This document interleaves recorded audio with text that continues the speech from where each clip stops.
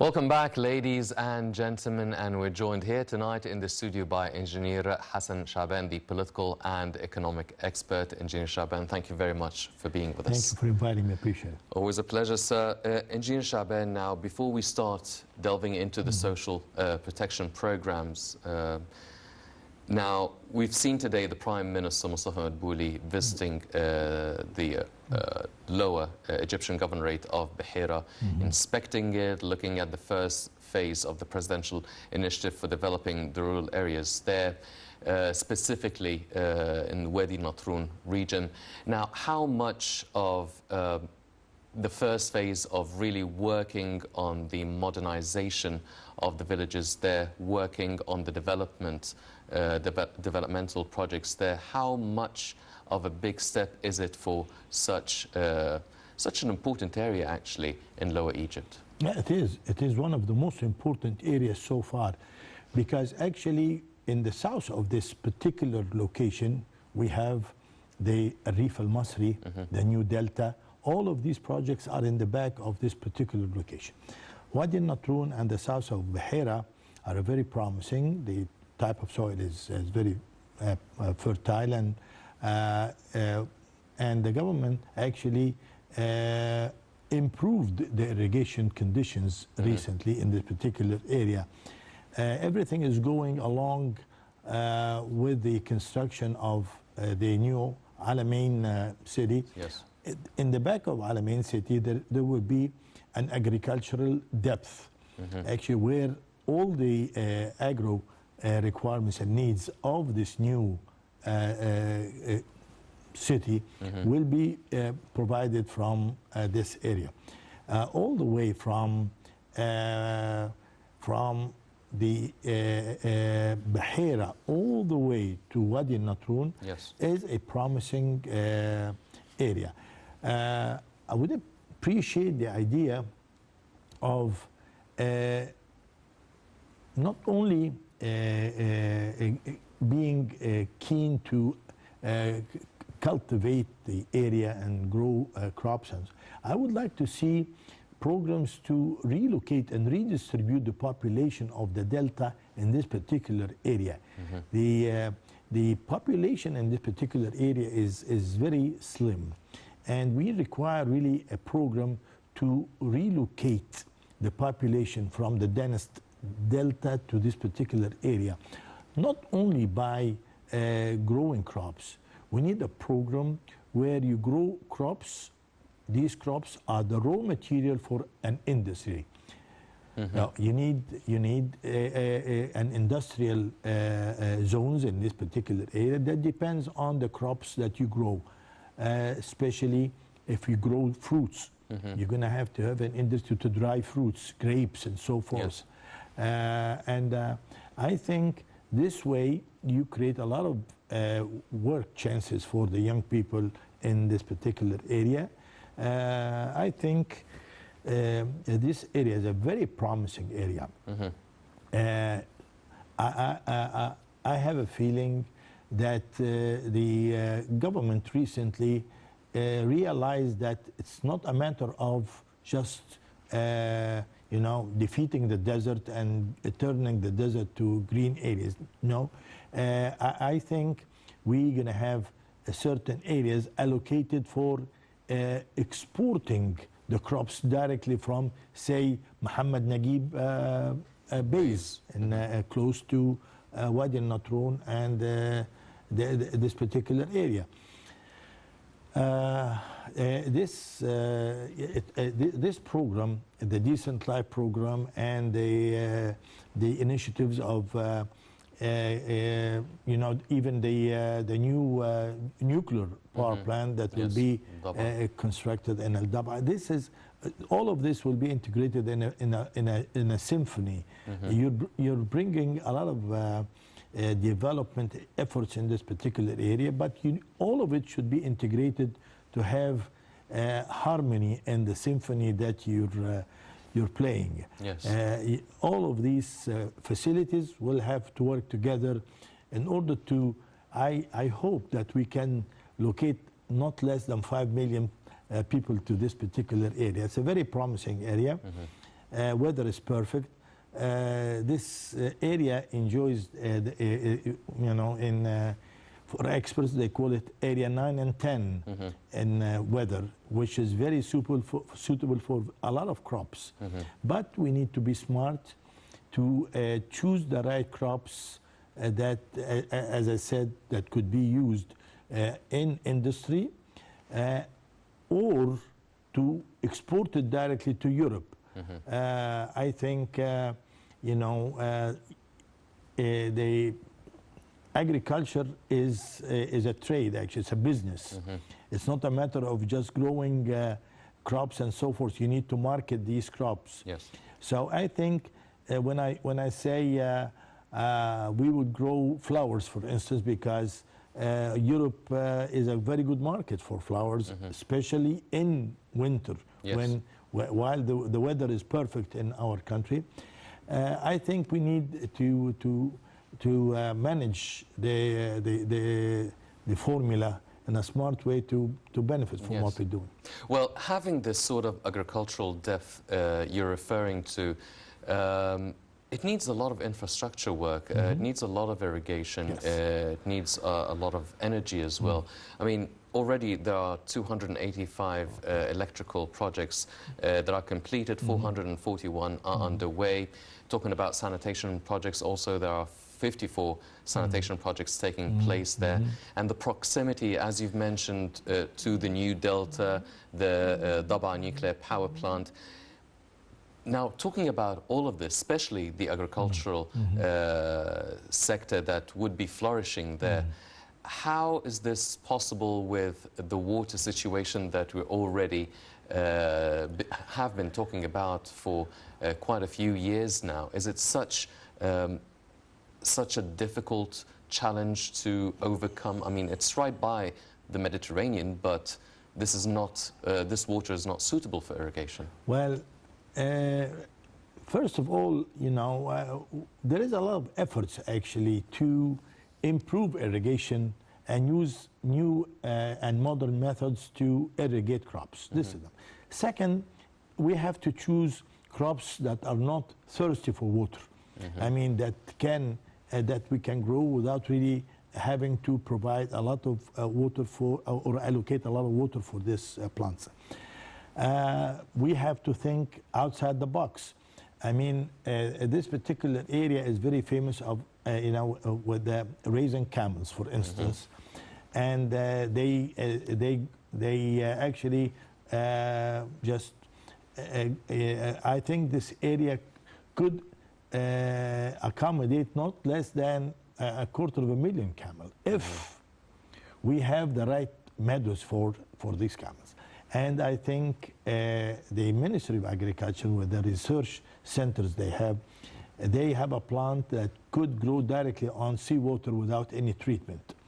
And this plant is called the Silicornium, and it belongs to a family called the halophyte, which is a family that can digest the sodium chloride just very easy without really having a problem. As a matter of fact, if you use fresh water with this plant, it dies actually. Yes. So I think if we use all these researches, and by the way, this plant is very successful in Saudi and the United Arab Emirates. And if we just use certain areas to grow this plant, this will improve the weather conditions. You see, every time we actually exert an effort to change the face of the desert to be green, it improves humidity, and it turns the desert from being a mirror that kicks out clouds out of Egypt to a humid area, and it attracts clouds. You see, and I think the weather conditions will change rapidly with the change of the face of the desert. Why not? It rains, surprisingly, it never rained before, but once you have the area turned to be green, you have rain. So actually, we have to have the password for all of these areas. I mean, we have to rediscover our country. There is a lot of potential in the Western Desert. And I think also the government is exerting a lot of effort in the Tushka area. Yes. I mean, some time ago, many moons ago, actually, a lot of researches were made to have a branch of the River Nile go all the way to the depression of Qattara. And at that time, a lot of people thought that that was really not possible to accomplish. Today, I think we are, considering this after we grew a lot of wheat around the Tushka area after this successful season. I think the Tushka area will join the new valley, and the new valley one day will go all the way to Minya and go all the way to Farafra, then to Wadi Natron. All of this is, all of these areas are very promising areas, but we need all the time we need to consider what should we grow and how are we going to use it as a raw material for industry. We need to stop really considering exporting raw material. We need to industrialize.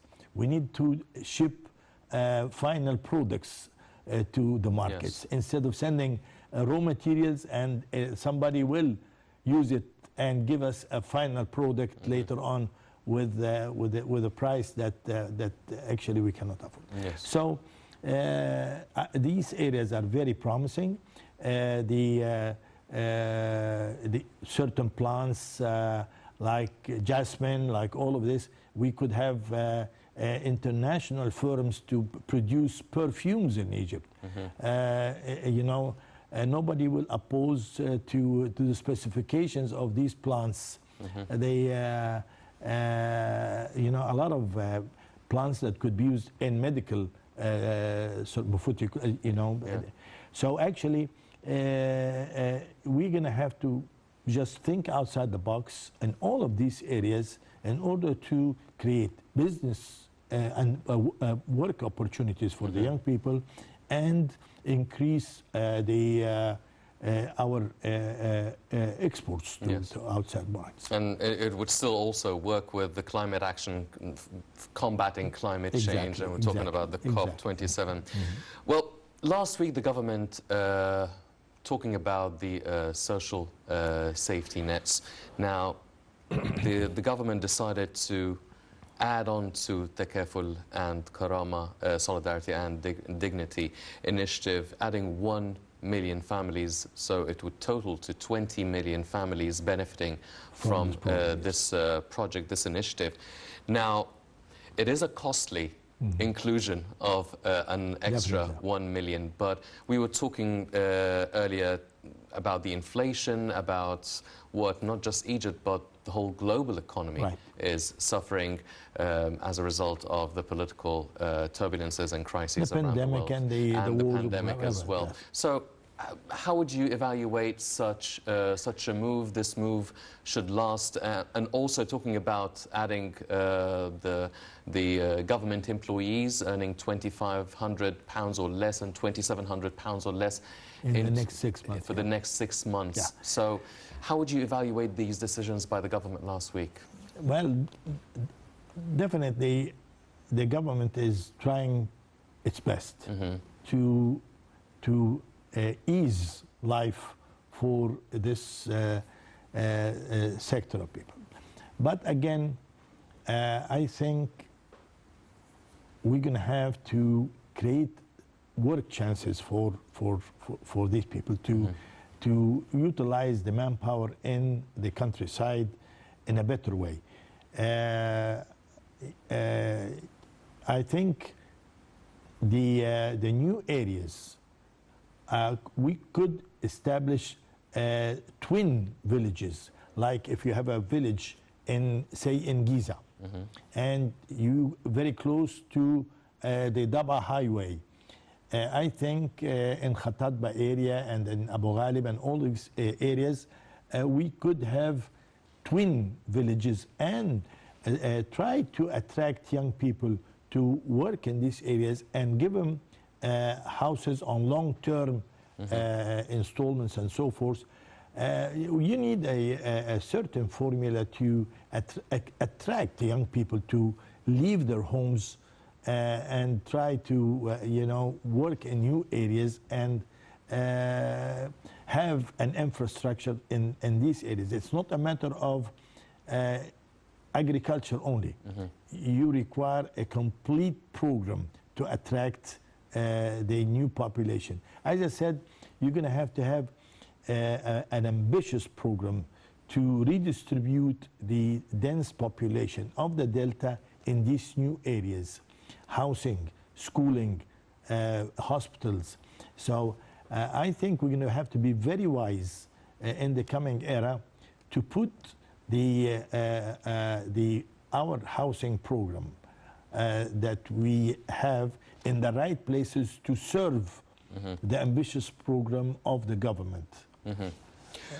Engineer Shabaan, now the cost of 1 million extra families will be shared between the government and non-governmental organizations. Now, it should, the country's budget will be allocating £3 billion, covering about 500 families. The non-governmental organizations will be providing from 2.5 to 3 billion, covering about 400 to 500 families. How necessary or how important is it to get the non-governmental organizations, getting the private sector into such an initiative, such a building sort of stepping stones for the Takaful and Karama families, building really on the Egyptian family?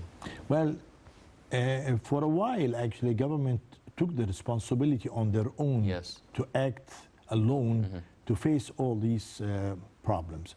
But recently, there is a new attitude, actually. The government is looking toward the private sector again, and banks and so forth. And I think this is the right way.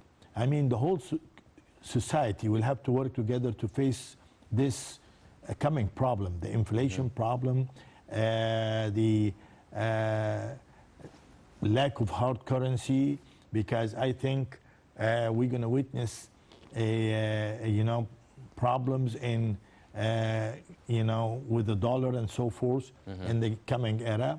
We're going to have to be ready for that. But again, everybody will have to work together to face this situation, because the government on its own actually is very much involved in the infrastructure programs, and they would like to finish it within the next 18 months maximum. So, there is a lot of pressure over the government, and I think the private sector and the will have to join hands with the government to face this situation. Yes. Well, talking about the government allocating about £11 billion to those who are earning £2,500 or £2,700 or less a month for the next 6 months. That covers almost 9 million people, and it really works on providing for those who are still unemployed, for those who are earning not enough money in such a high inflation time rates we're living in. Now, how much from the cash reserves, this £11 billion is from the cash reserves, will it affect, it will help 9 million people, but will it affect development work elsewhere? Is it, how would you rate the government's allocating £11 billion for this? Well, I think with the present situation, definitely it's appreciated effort from the government, but £11 billion is not really the big amount that will actually apply a lot of pressure over the government. But again, I think we're going to have a very smart program to solve the coming inflation era, because we will have to live with this inflation for some time. It doesn't look like that this inflation will be over soon. We're being even dragged to it just like anybody else. It's a worldwide Yes. issue. And hopefully, we could work something with the Egyptian population working abroad, actually.